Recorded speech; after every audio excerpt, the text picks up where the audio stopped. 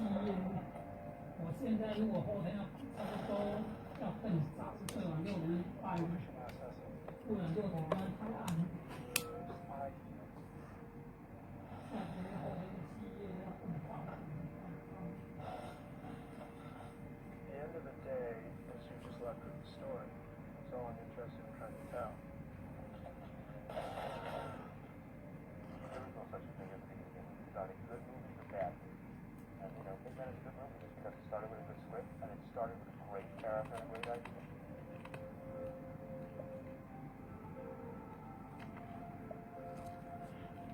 You walk a very fine line where you kind of adapt something that is extremely popular in another medium, be it a comic book or a novel, a graphic novel, or a video game, because the core fan base has a certain amount of expectations, and that's truly valid, and you want to go in and fulfill those expectations. At the same time, you have to, in any movie, you have to have a story that makes sense. You have to have a character that makes sense. And I think we take all the ingredients from the game and put it into a script, a good script for a movie. You got to please the fans and the non-fans. What is the fact in the script? The universe developed inside the script and the strength of the character. You show the character in his natural universe all the time, and after show him in different situations, different missions, and in the movie you would say that element of the game and that script, and after from that element we have a new story of Hitman who is accusing an hunter eminent and the action that he can.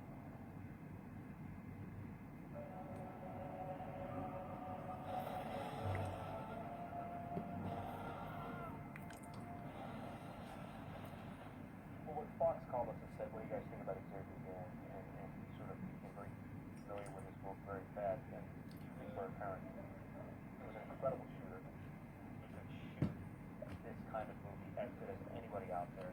And number two, very smart, good story, and extremely passionate about the Hitman franchise and the 47 characters. He was a fan of the game, but at the same time, he was a filmmaker. He wasn't just interested in making a movie for the fans. He wanted to make a movie for everybody who loves this genre.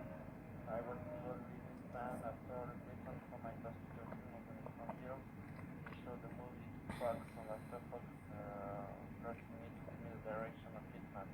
And when they said, okay, let's go to the movie, we have just 3 months to start the movie. It was a great very meticulous, beautifully shot movie that pays homage to the game and respects the game, and there's a tremendous amount of love for the game conveyed in it, but at the same time, it's just incredibly operatic action. That's what a game is about. Xavier is fantastic already. Wonderfully good visual director, and his points of reference for this movie, you know, covered many different genres of films. Xavier master Jones, always a master, always. Never a pickup shot. The action stuff he has to start doing pickup all the time. From my directing style, what I have want to do is your time movement, like in the video game. You like to follow the action, and you don't like on board 47 the action, and that's why I have used a lot of technical movement, and for the opening of different scenes, I have used a lot of crane movement to be in a very elegant universe and to be really close to the animatic of the video game. Stay here. We wanted someone that could look in his eyes and capable of doing anything. It had that. He's also a terrific actor. Extremely got this sort of quiet in him, that sort of unpredictable, call it an unpredictable sense of calm. Everybody feels strongly that he cast the right guy, and he's terrific in the movie. He delivers the character, and now he's a 47 for going into people. Whatever my pre-existing idea of what a video game would feel like, it didn't feel like one. I felt it. It was very reminiscent of some of the old John Woo films and song films, which I was a huge fan of. And it was just a clearly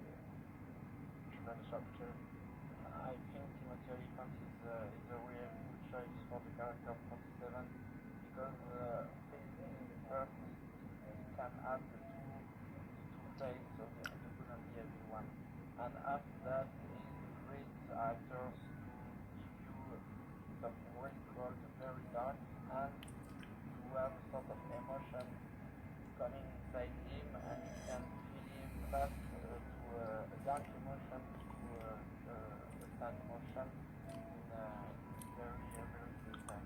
And that's why it's very nice to have an actor like him in the character of what he's doing. When would you interview that? Is there any time you interview?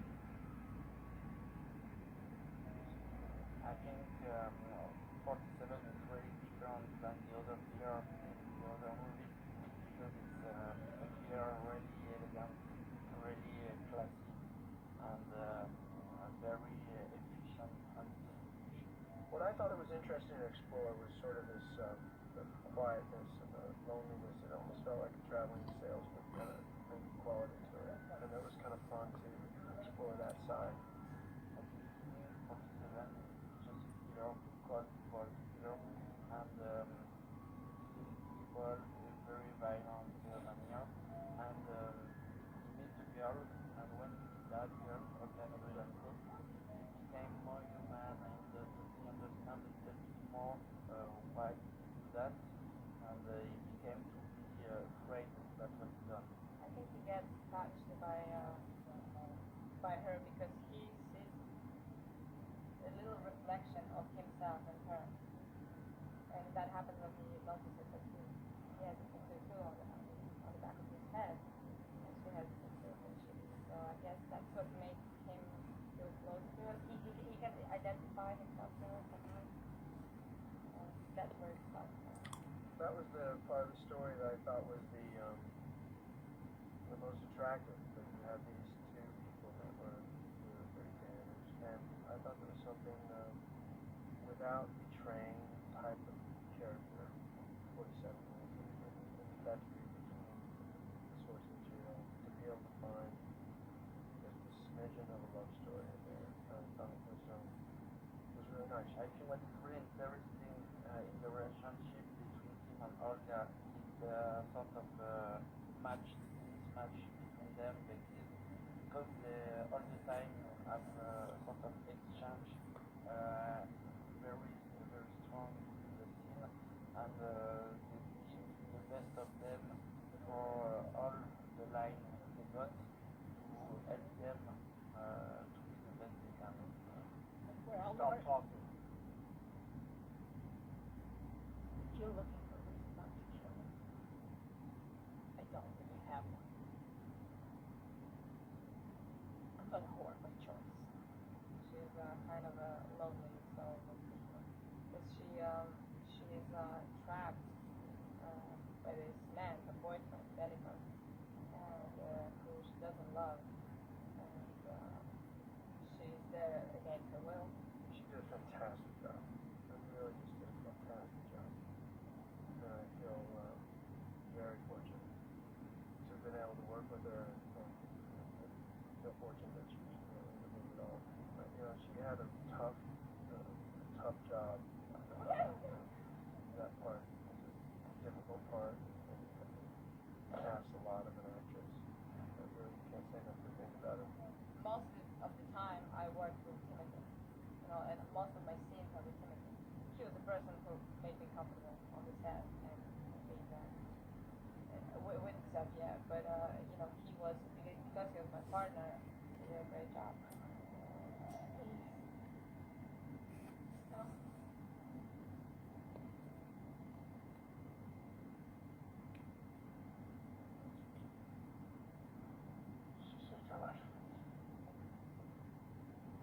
Well, I thought it was a good action film. I do the movies that I tend to sort of change from project to project. I like to do different kind of genres of films. And I like the story. I like the relationship between Hitman and my character, Mike Whitson. The whole thing has been tracking for years. So it was kind of like a cat and mouse game, which is very much the way the studio saw it. Dugray is a fantastic actor. I've been a fan of Dugray for a long time. But, we're really lucky to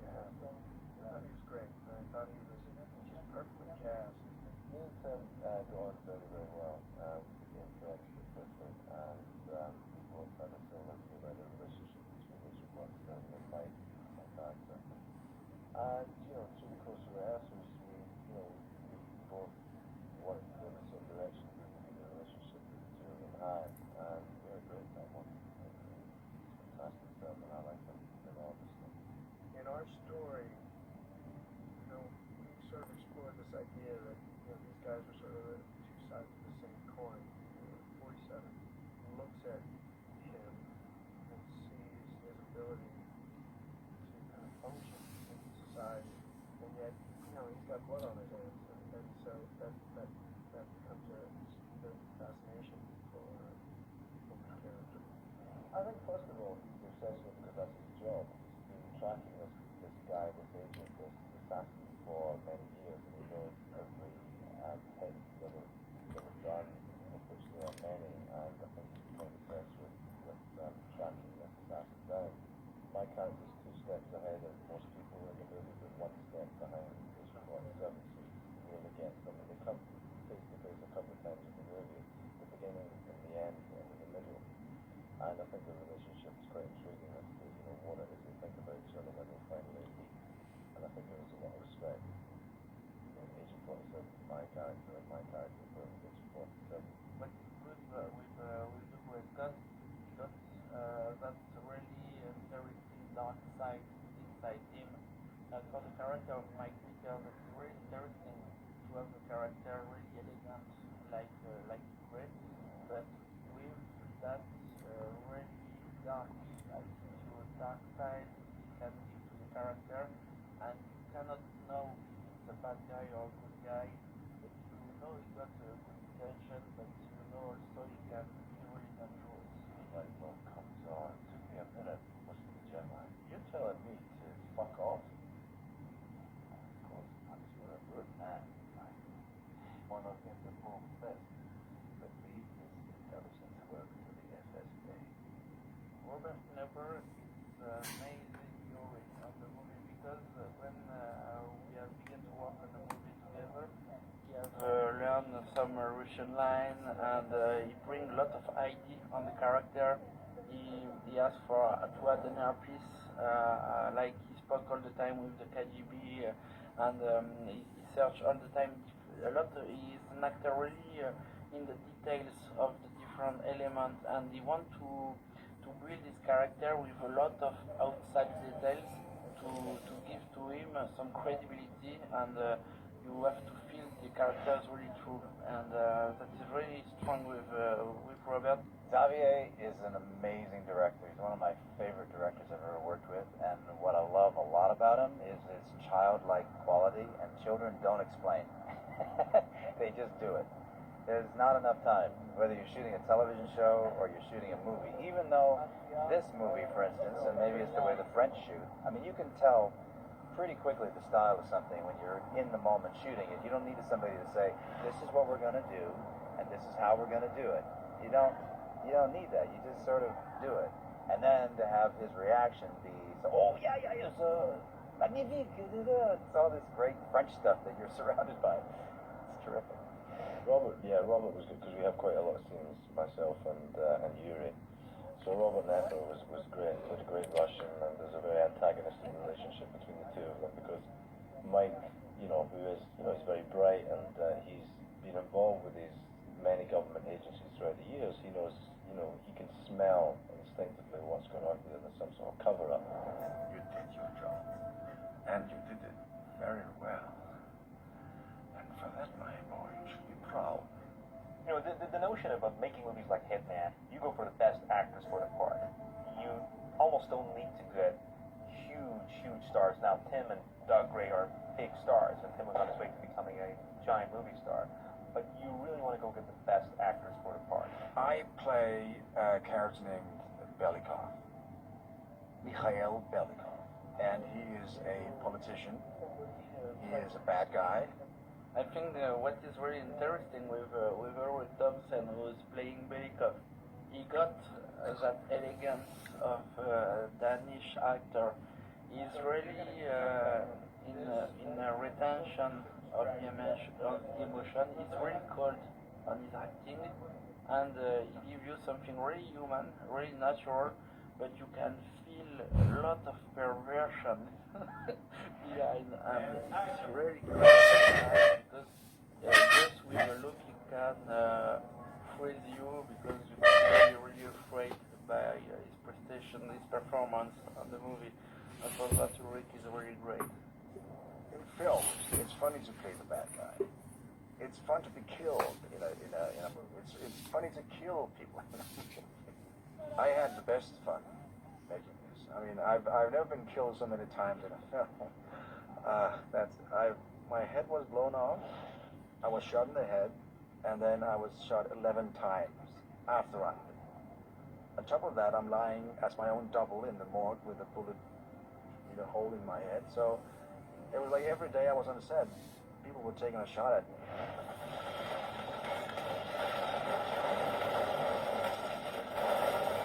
I think to successfully translate video game to a film, you have to respect the original material, because there is people who work on the art direction, for example, of the video game. There is a conception of a universe, and there is the logic of that universe. And if you respect the logic of the universe and the material you used for the movie, you can after make a movie, but you don't have to forget to tell a story. We have totally respected the video game, but we are saying to the people, now it's time to come to the truth. The Hitman is real, he lives, he's a real guy, and you're going to really meet with him. This is also a film. It's impossible to respect strictly the game. We have to think about the dramaturgy, we have to think about rhythm. So, of course, for my job was between. Sometimes pick up some pictures of the games, and sometimes I was free. In collaboration with Xavier and everybody to create the world of 47.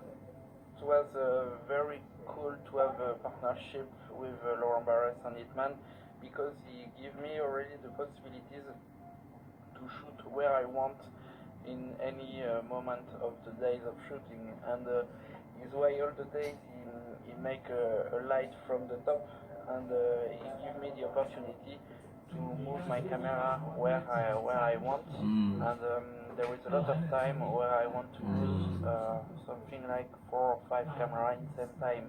And for the light, it's really complicated to have some different elements on the set, and you have to put everything from the top. And with that solution, we can move and make what we want every day without an expensive schedule.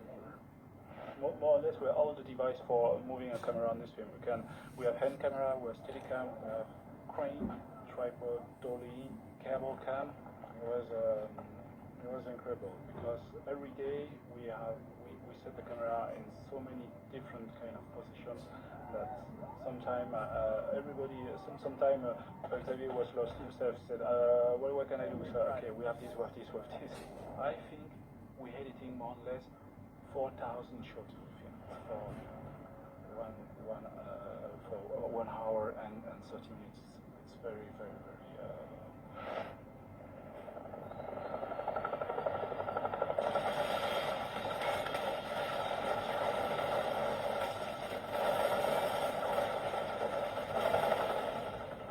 Storyboard is very important for Xavier, because it helped him to have an idea what he wants to shoot, but it's not the end.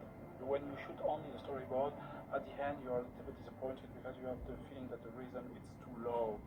So when we arrive on the set, the storyboard is the references for how it works. It's the references for a lot of technicians to set up all the stuff.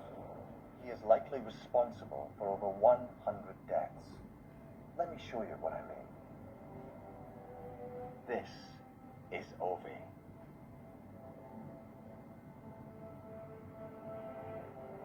And these are just the ones we know about.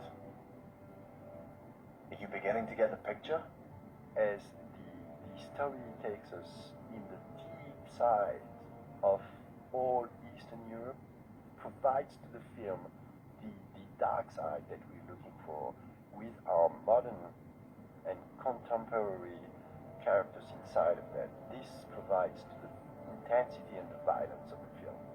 The character of 47 is very much an international character. I mean, he really in the games he has no nationality, and most of his adventures take place overseas, particularly in Eastern Europe and in Europe itself. So it has that European international flavor to it. The script never set foot in the United States. It opens in Africa, and then it goes to Russia, and then it goes to Istanbul, and then it comes back to Russia, and it's in Eastern Europe, and we shot the movie in Bulgaria, so it allowed you to sort of have those flavors, and a lot of people that worked on the movie were European, so sort of brought that sensibility to it, but it was something that we were all conscious of, the studio and us. We wanted this movie to really have that international European flavor. That's going to be a scene, a bit of a scene back there. So I say dessert menu. She notices what's going on behind me. I see that she notices, right? So I'm staying right here. At that moment, you connect her attention to ask for the check, but I'm not done. Sometimes there might be a language problem if you got people from all these different countries. Dugray's from Scotland, Timothy's American like me, Olga, Ukrainian, now living in Paris, Ulrich from Denmark. You know, it's funny, we all kind of speak the same language after a while, even if you don't speak perfect English, which Xavier does, I have to say. You're surrounded by translators. You just get a feeling of the way people move their hands, or they kind of look at you like, a little bit more, and you know you're either going in the right direction or not. Everyone gets along really well. We're all here to tell a really good story, and it's been bliss. I think that was really interesting to work on Hitman with that world crew, because everybody got different way to work on a big production like that. That was amazing to have all that energy coming in the same project. But that was a great experience because everybody exchanged the experience they got, and at the end we have a very performance crew to make the movie.